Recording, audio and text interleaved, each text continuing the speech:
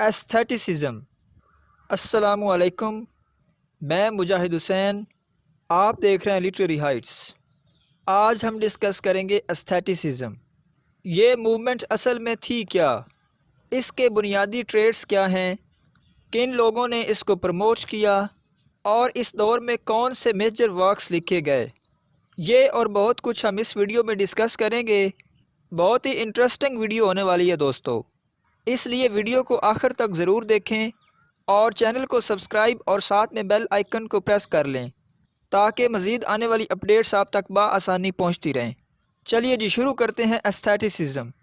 Aestheticism, जैसा कि मैंने शुरू में बताया, एक मूवमेंट का नाम है। याद रहे, ये मूवमेंट विक्टोरियन एज ही का हिस्सा थी। विक्टोरियन एज को मैं अपनी पिछली वीडियोस में कवर कर चुका हूँ। अगर आपने नहीं देखी, डिस्क्रिप्शन में आपको लिंक मिल जाएगा, आप उन्हें भी देख सकते हैं। लेट अस अंडरस्टैंड कि एस्थेटिसिज्म असल में है किस किस्म की मूवमेंट। एक मूवमेंट चली जिसे नाम दिया गया art for the sake of art. इस मूवमेंट में कहा गया कि पोइट्री को प्लेयर के लिए इस्तेमाल होना चाहिए।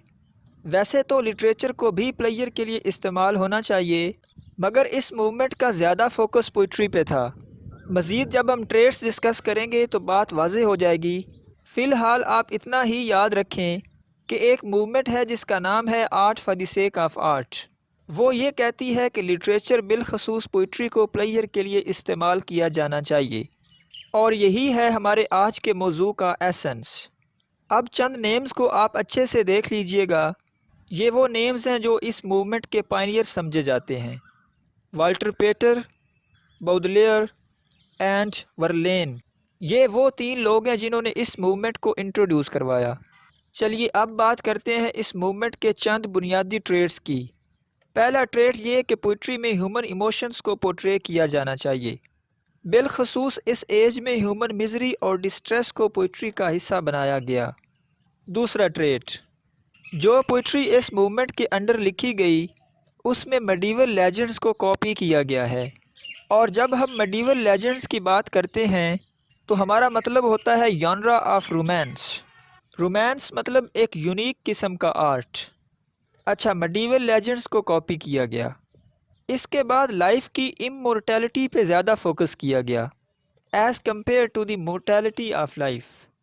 अब इस बात को आप ऐसे समझें कि फ़न हमेशा ज़िंदा रहता है, और जो लोग उस फ़न को प्रमोट कर रहे होते हैं उनकी पहचान भी उस फ़न की वजह से हमेशा ज़िंदा रहती है। ये था एस्थेटिसिज्म का तीसरा ट्रेट।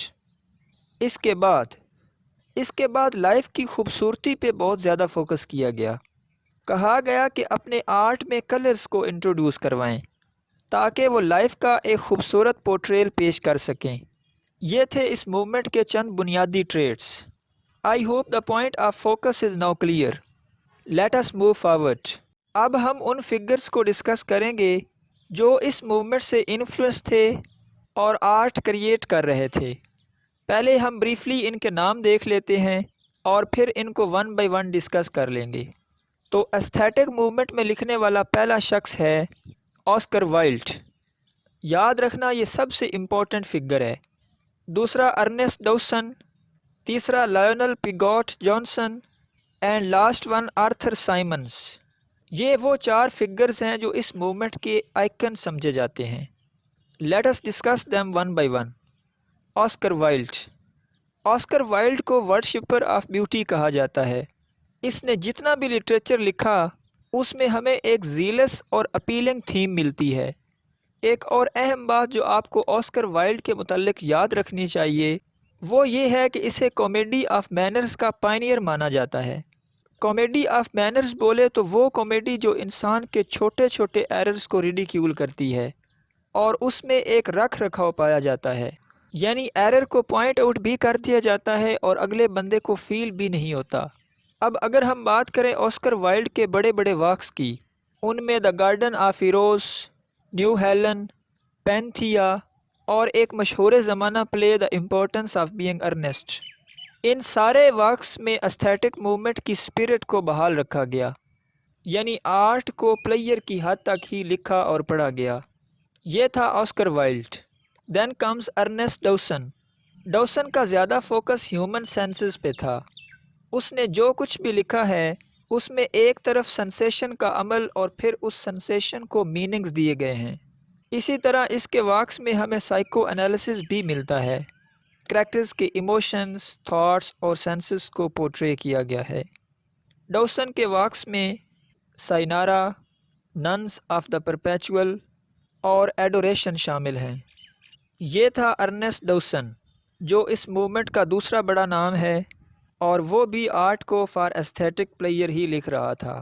اس کے بعد ہے ہمارے پاس لائنیل پیگاٹ جانسن۔ جانسن نے ریلیجیس تھیم پورٹرے کی۔ اس نے اپنی رائٹنگز میں ریلیجیس انتھوزم کو بارہا پورٹرے کیا ہے۔ اس کی وجہ یہ ہے کہ اس کی لائف پہ اولڈ کرسچینٹی کا انفلوئنس بہت زیادہ تھا۔ اس نے بائبل پڑھ رکھی تھی اور اولڈ ٹیسٹامنٹ سے بھی بخوبی آگاہ تھا، اس لیے اس نے اپنی رائٹنگز میں ایسی تھیم پورٹرے کیں۔ جانسن نے کئی خوبصورت پوئمز لکھیں، جیسا کہ the dark angel, July, mystic and cavalier, ways of war and so on. And the last but not least, Arthur Symons. Symons ایک وائڈ انٹلیکٹ کا مالک رائٹر ہے۔ اس نے اپنی لائف میں بہت کچھ پڑھ رکھا تھا۔ In one word you may say he was a scholar in the true sense.